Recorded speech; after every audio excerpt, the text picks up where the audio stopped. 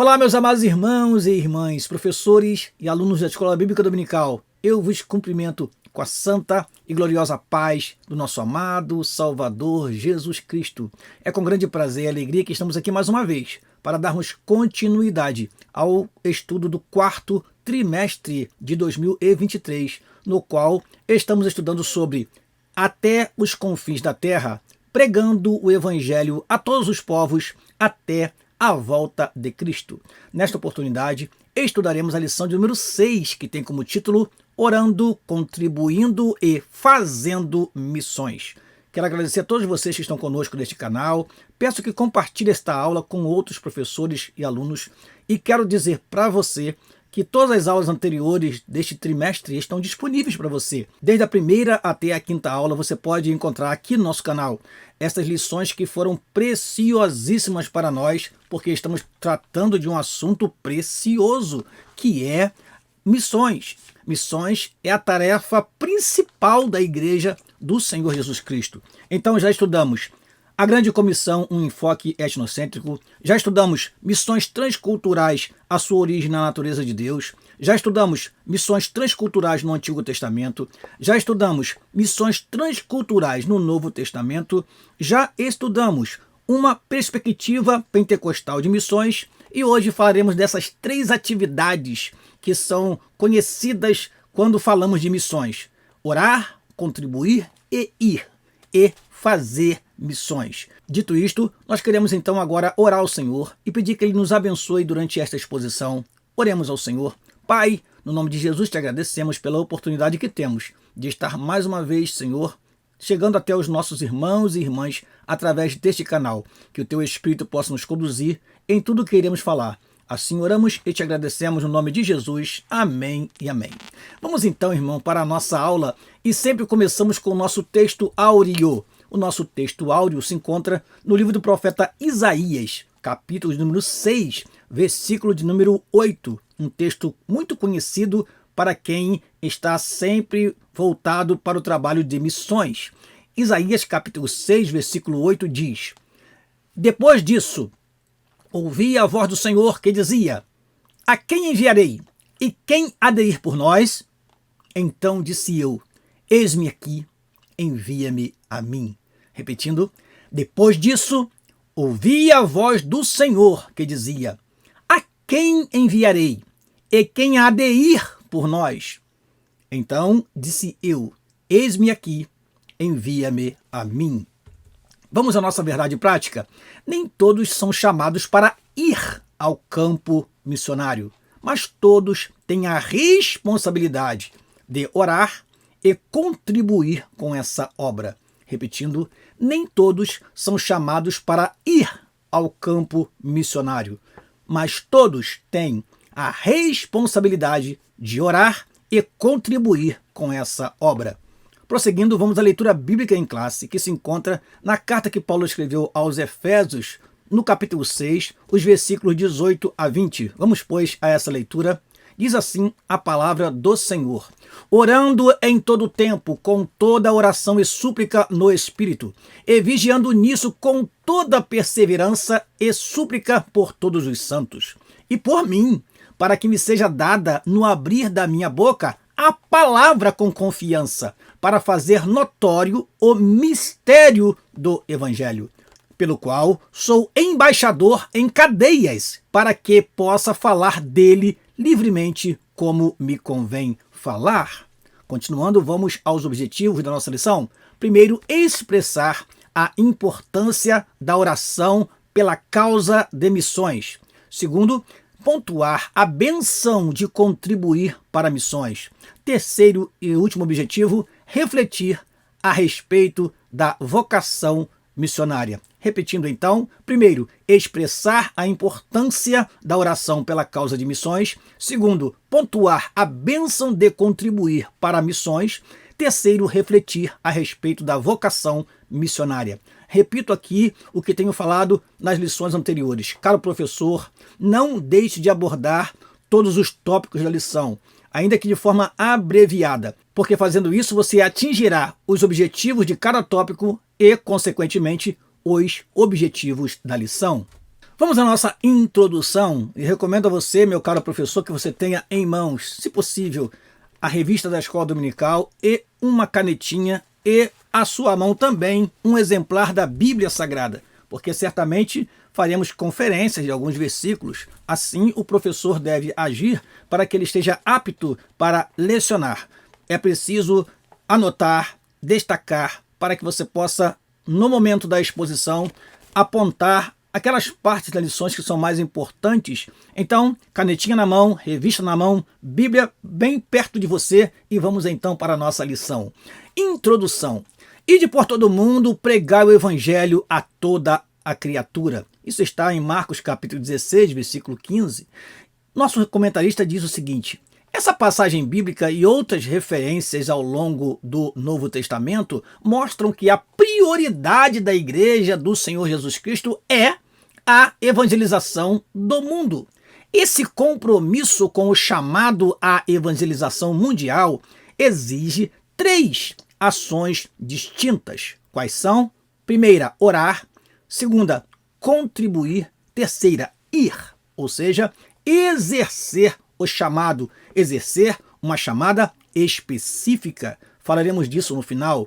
Há uma chamada geral e uma chamada específica. Quando alguém tem uma chamada específica para ir a uma nação, ir a um povo, ir a uma aldeia, ir para um estado do país que é pouco evangelizado, ele está cumprindo o chamado, ele está exercendo o seu chamado. Mas é claro, é necessário que a igreja esteja orando e contribuindo para manter este missionário cumprindo o chamado lá no fronte de batalha, no campo missionário, como assim chamamos. Assim, estudaremos essas 3 ações dentro do contexto da necessidade missionária. Vamos então ao primeiro tópico da lição, orando pela causa de missões. Primeiro item do primeiro tópico, a importância da oração na obra missionária. Embora considerado um gigante na fé, entre aspas assim, destaca o nosso comentarista, o apóstolo Paulo não dispensava as orações das igrejas, pois possuía um profundo senso de necessidade dessa disciplina espiritual. Para o apóstolo Paulo, a oração é uma disciplina interligada à obra missionária. Paulo, apesar de ser um homem capaz, apesar de ser um homem espiritual, apesar de ser um homem conhecedor dos mistérios de Deus, ele sabia que necessitava de oração. Ele sabia que ele dependia da oração dos irmãos. Então, como lemos aqui em Efésios capítulo 6, versículo 18 a 20, ele pede que a igreja em Éfeso ore por ele. Isso é um exemplo maravilhoso, meus amados irmãos. Você que faz parte da igreja do Senhor, ore pelo seu líder, ore pelo seu pastor, ore pelos missionários, porque eles têm um combate diário no campo de batalha. E nós precisamos manter o nosso missionário no campo através da oração e da contribuição. A partir disso, não podemos imaginar uma obra de missões sem pessoas comprometidas com a disciplina da oração. Nesse sentido, passamos a destacar pelo menos 2 finalidades da oração na obra missionária. Nós notamos que o comentarista traz mais 2 tópicos e acreditamos que ele se referia a interceder por missões e a despertar a igreja local para a obra missionária. Quando ele cita aqui no primeiro item 2 finalidades da oração na obra missionária. Vamos então falar sobre interceder. É claro que você, estudante da Bíblia, sabe que interceder é você apresentar a causa de alguém a Deus. É você estar no meio entre Deus e aquela pessoa que pediu oração a você. Então você intercede. Você está levando a Deus as causas, os problemas, as angústias, as aflições de outras pessoas. Nós temos vários exemplos na Bíblia de orações intercessórias. Daniel, Moisés e muitos outros homens de Deus se colocaram entre Deus e o povo. Tais homens nos dão exemplo do que é interceder. E nós precisamos então interceder pela causa missionária. Vamos ver o que o nosso comentarista fala? Devemos orar para que as portas do Evangelho sejam abertas. Orar para que os corações das pessoas se abram à mensagem da salvação. Orar para que os missionários tenham ousadia para testemunhar e pregar o Evangelho, a fim de que a palavra de Deus seja propagada. Devemos interceder pela proteção e segurança deles diante dos perigos que enfrentam. Há muitos outros motivos de intercessão para que o ministério dos missionários seja aceito pelos povos, para que eles recebam a direção de Deus e haja refrigério em suas vidas nas esferas física, emocional e espiritual. Enfim, há muitas necessidades na obra missionária e tais necessidades fazem com que nós nos coloquemos diante de Deus e oremos. E assim, intercedendo pelos homens e mulheres que estão no fronte de batalha, Deus vai guerreando naquilo que nós não podemos fazer, naquilo que também o missionário não pode fazer. Nós acreditamos sim que na obra missionária sempre haverá uma intervenção divina, porque missionário vive de milagres. Missionário vive de coisas extraordinárias e milagres só acontecem com oração. Por isso, há muitos motivos de oração. Normalmente o missionário, quando está no campo, ele envia para nós uma carta com um item chamado motivos de oração. E ali ele relata várias necessidades e nós não podemos ficar alheios a essas necessidades, porque é através da nossa oração que Deus dará vitória, que Deus dará força, que Deus dará graça, que Deus dará proteção ao missionário. E assim a igreja tem que se responsabilizar em interceder pelos seus missionários. Terceiro item do primeiro tópico, despertar a igreja local para a obra missionária.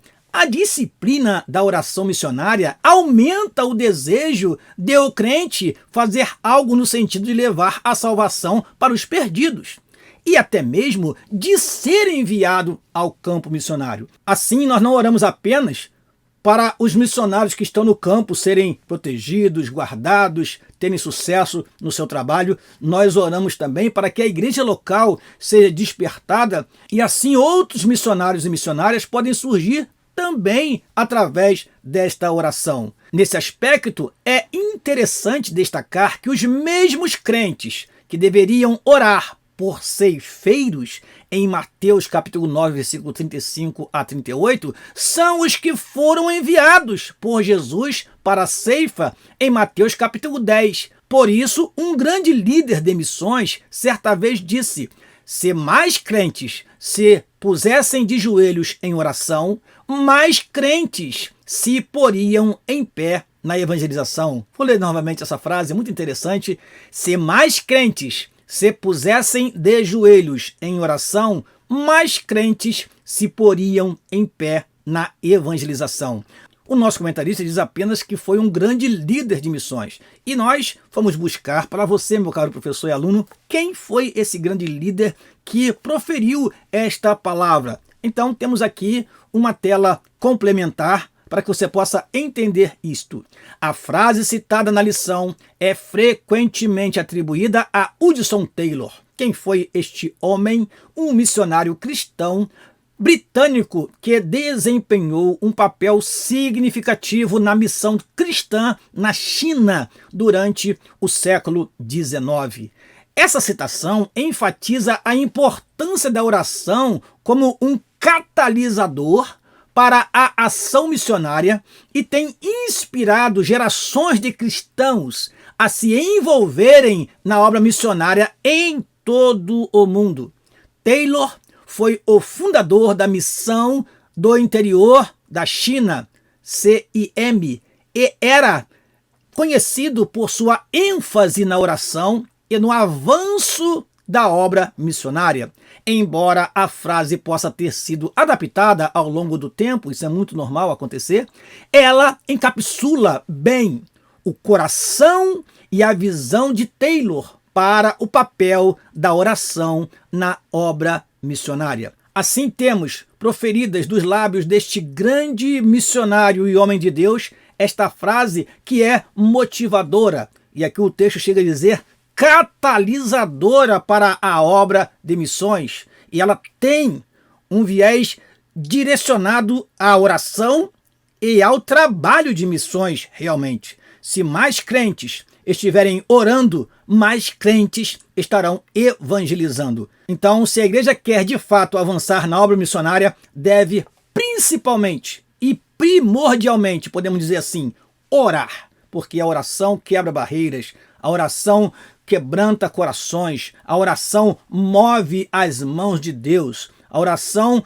ela é a arma poderosa que nós temos para a destruição de fortalezas. E eu trouxe para você algumas estratégias de oração para missões. Eu acho interessante trazer isso também como um acréscimo para você entender que nós precisamos não apenas dizer que precisamos orar. Vamos orar, vamos orar, vamos orar. Mas que estratégias temos para que a oração de fato aconteça? Para que a oração para missões aconteça? Eu trouxe algumas aqui, temos 4 estratégias. Vamos lá? Primeiro, oração pelos missionários em todos os cultos. Seja qual for a reunião, reserve um momento para orar pelos missionários. Lembre a igreja que nós temos pessoas que estão distantes de nós, que estão trabalhando na obra do Senhor, e faça isso em todos os cultos. Segunda estratégia, adotar um missionário por um tempo e orar por ele. Faça isso, você que é pastor de uma congregação ou de uma igreja, adote espiritualmente um missionário naquele mês e assim ore por ele, entre em contato com ele. Nós temos hoje meios muito rápidos de comunicação, WhatsApp e outras redes sociais, através das quais podemos fazer contato com nossos missionários. Outra estratégia importante é família adotar família. Cada família da igreja orar por uma família de missionários. Assim, essa oração não é feita somente na igreja, mas feita também em casa. Fazer com que as famílias, ao se reunirem para o culto doméstico, possam orar por uma família específica de missionários. Dessa forma, você estará, meu caro pastor, dirigente de congregação, envolvendo as famílias da igreja com as famílias que estão em missão, que estão no campo missionário. E por último, envolver todos os departamentos na oração por missões, inclusive o departamento infantil. Não deixe que apenas o departamento de missões fale de missões, ore por missões, mas missões devem fazer parte de todos os departamentos da igreja, escola dominical, irmãs, varões, adolescentes, jovens, todos devem orar por missões. Como fazer isso, pastor Daniel? Nos cultos dos departamentos, ter um momento missionário para que os departamentos de criança até o departamento de varões, todos estejam envolvidos com a obra missionária, orando pelos nossos missionários. Vamos então para a sinopse dessa primeira parte. A oração no contexto de missões tem o propósito de despertar a igreja local para a obra missionária. Repetindo, a oração no contexto de missões tem o propósito de despertar a igreja local para a obra missionária. Vamos então para o segundo tópico da lição, contribuindo para missões. Primeiro item do segundo tópico, o sustento dos missionários. Com base nas leis do Antigo Testamento, quando Deus ordenou que os sacerdotes e levitas deveriam ser sustentados por meio das ofertas das pessoas, daqueles que vinham trazer os sacrifícios, o apóstolo Paulo instruiu os coríntios da seguinte maneira: assim ordenou também o Senhor aos que pregam o evangelho que vivam do evangelho. Amados irmãos, aqueles que estão no campo missionário deixaram suas casas, deixaram seus empregos, alguns deixaram a sua faculdade, alguns deixaram os seus negócios e estão no campo missionário e precisam então serem sustentados pela igreja local. É justo que este que está dedicando todo o seu tempo para missões seja sustentado pela igreja. O nosso Senhor ensinou acerca desse mesmo princípio no Evangelho de Mateus, no capítulo 10, versículo 10. Em Filipenses, capítulo 4, versículo 10 a 20, encontramos ensinamentos importantes acerca do modo como os primeiros missionários receberam apoio financeiro. Após ter deixado a cidade de Filipos, o apóstolo Paulo foi a Tessalônica para pregar o evangelho. E os filipenses enviaram o apoio financeiro e material para o apóstolo Paulo. Isso está em Filipenses capítulo 4, versículo 16. Você pode observar este versículo. Então, é bíblico e justo que aquele que está no campo missionário seja sustentado pela igreja local. Devemos, então, contribuir, ajudar. Se você não pode ir, você pode contribuir.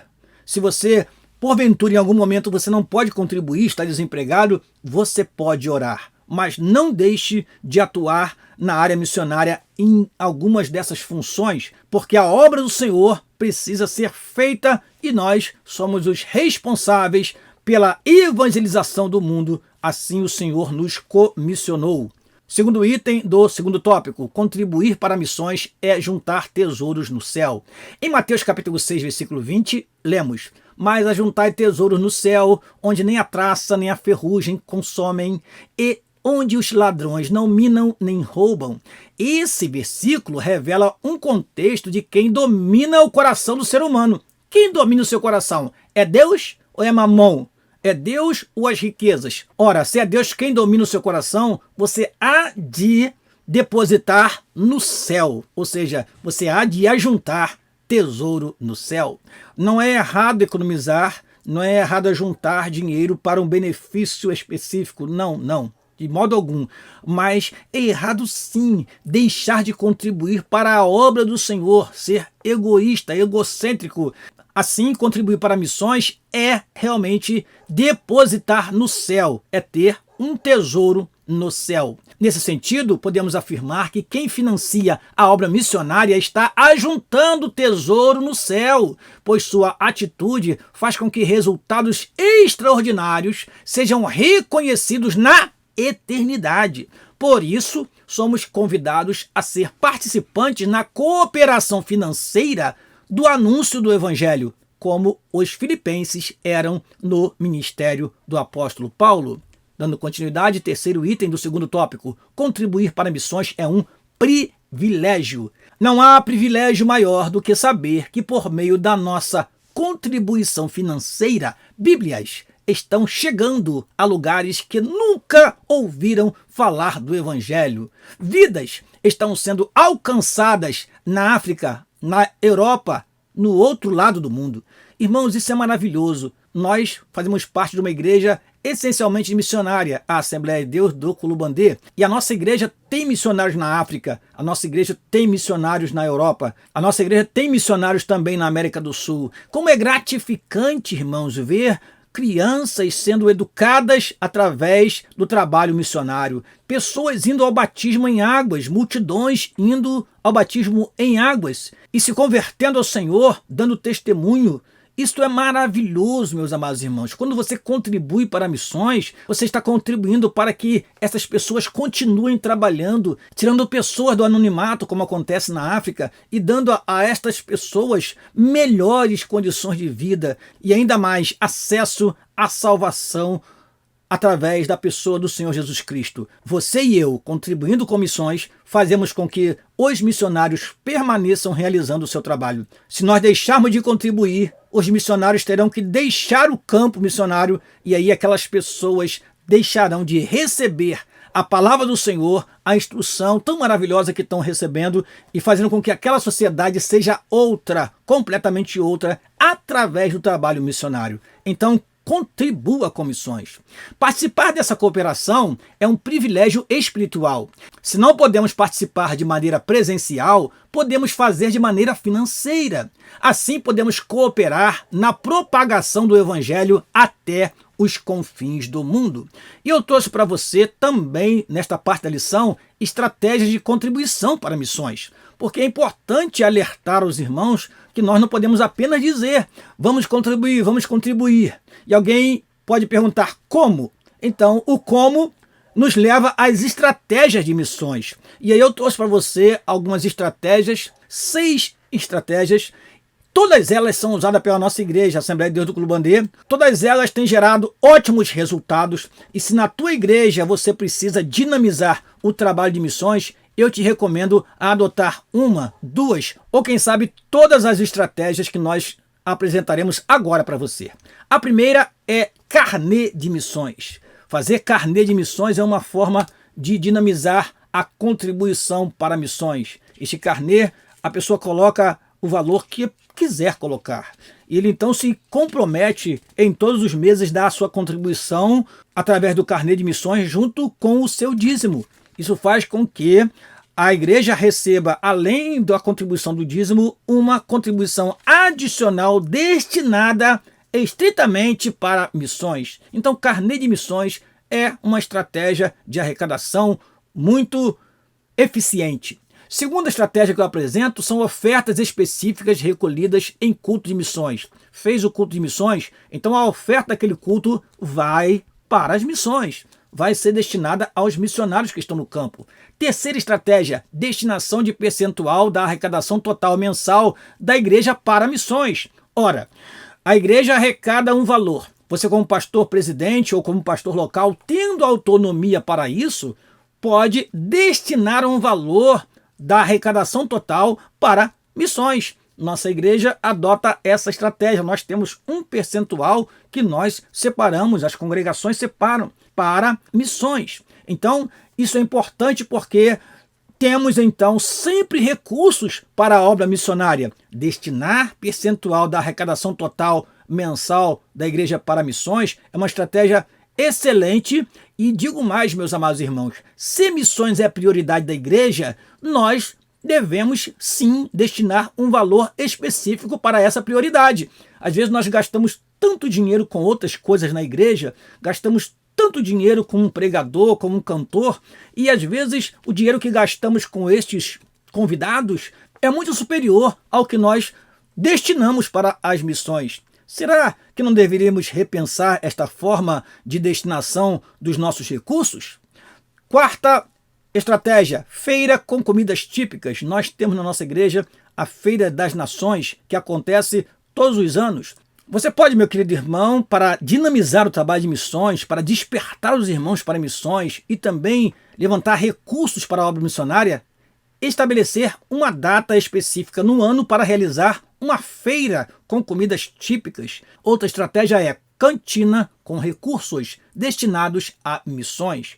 Às vezes nós fazemos cantina para comprar um uniforme, cantina para comprar um equipamento para a escola dominical. Por que não uma cantina com recursos destinados a missões? E por último, parcerias com igrejas que se comprometem a contribuir regularmente com um ou mais projetos missionários ou com um dos missionários. Nós temos na Assembleia de Deus do Clube Bandê, da qual participamos, parcerias com muitas igrejas. E essas igrejas então adotam um missionário ou um projeto missionário e assim, junto conosco, ajudam a sustentar os missionários. É claro que nós temos outras parcerias também com agências missionárias, mas nosso objetivo aqui é mostrar que há estratégias que podem ser utilizadas para que a contribuição para missões aumente e assim possamos sustentar mais missionários no campo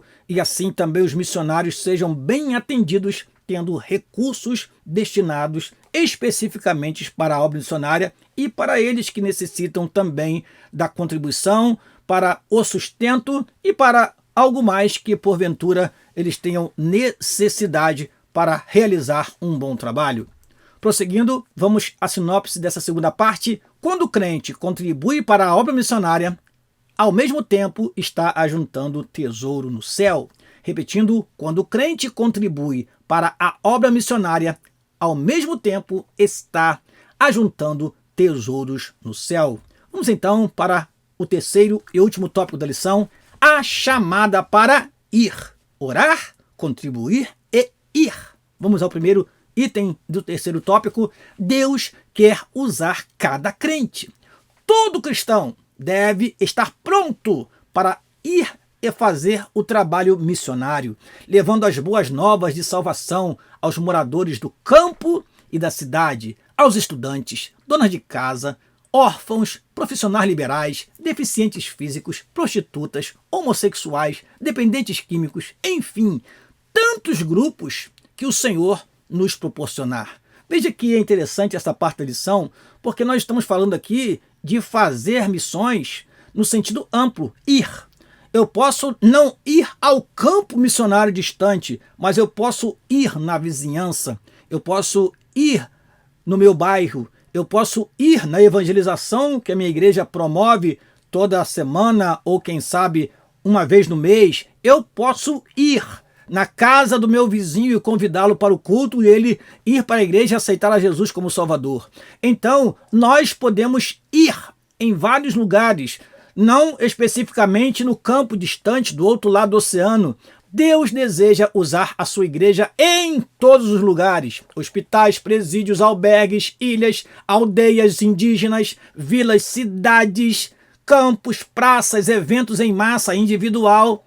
Assim, para pregar o evangelho, o Senhor não enviará anjos, mas usará homens e mulheres, servos e servas do Senhor. Precisamos ser usados por Deus para conquistar o mundo para Cristo.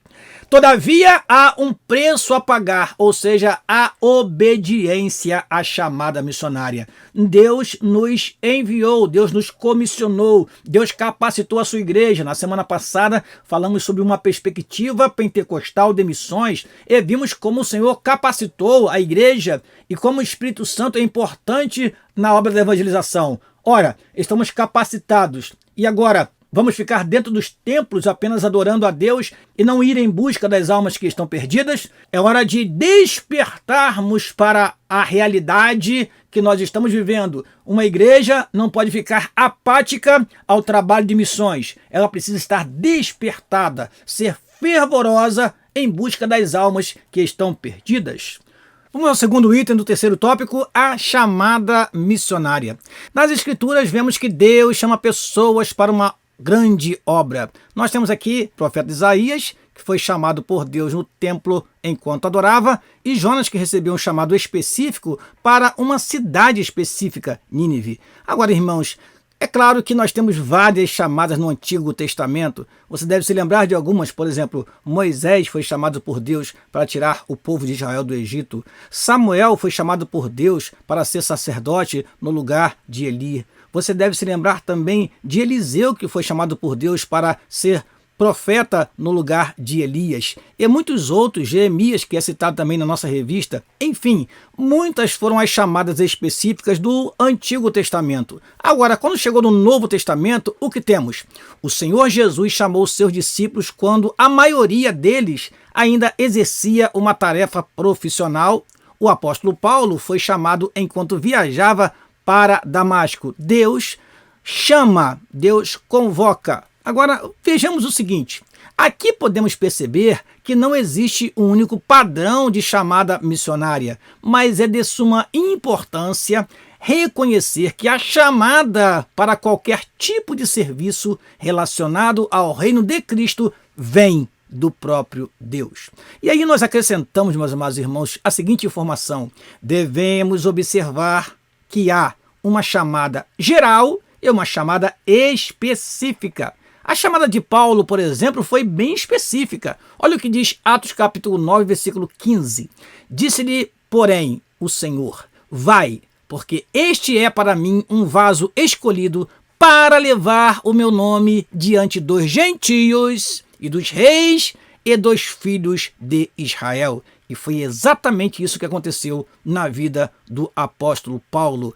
Então, temos uma chamada geral, que é a grande comissão, que é para todos os crentes pregarem o evangelho onde quer que esteja, seja em casa, no trabalho, na escola, seja na vizinhança, mas temos as chamadas específicas para uma obra específica. Esta obra específica pode ser também no local. Por exemplo, alguém tem uma chamada específica para trabalhar com dependentes químicos. Alguém tem a chamada específica para trabalhar nos hospitais. Isso pode acontecer também na localidade. Enfim, assim, Deus, para realizar a sua obra, ele chama homens e mulheres e nós precisamos atender ao seu chamado. Amém?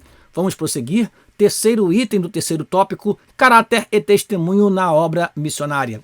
Além de ser chamado por Deus, é preciso fazer a diferença no cumprimento do ID de Jesus. Aqui nós temos destacado o que, amados irmãos? Nós devemos ser sal e luz. Ora, sal da terra, essa sentença nos remete ao caráter do cristão, pois carrega o sentido de trazer sabor, marcando a vida das pessoas por meio das nossas. Sal, ele faz a diferença pelo contato. Então, somos sal da terra. Isso quer dizer que nós precisamos ter o caráter de Cristo, o caráter cristão, para fazer a diferença. Também somos luz do mundo. Essa sentença traz a ideia do nosso testemunho pessoal, ou seja, a luz deve brilhar em meio às trevas no contexto em que estamos inseridos. Então devemos ser sal e devemos ser luz, dar um bom testemunho cristão para ganhar almas através do nosso testemunho, através do nosso caráter e também através do nosso testemunho.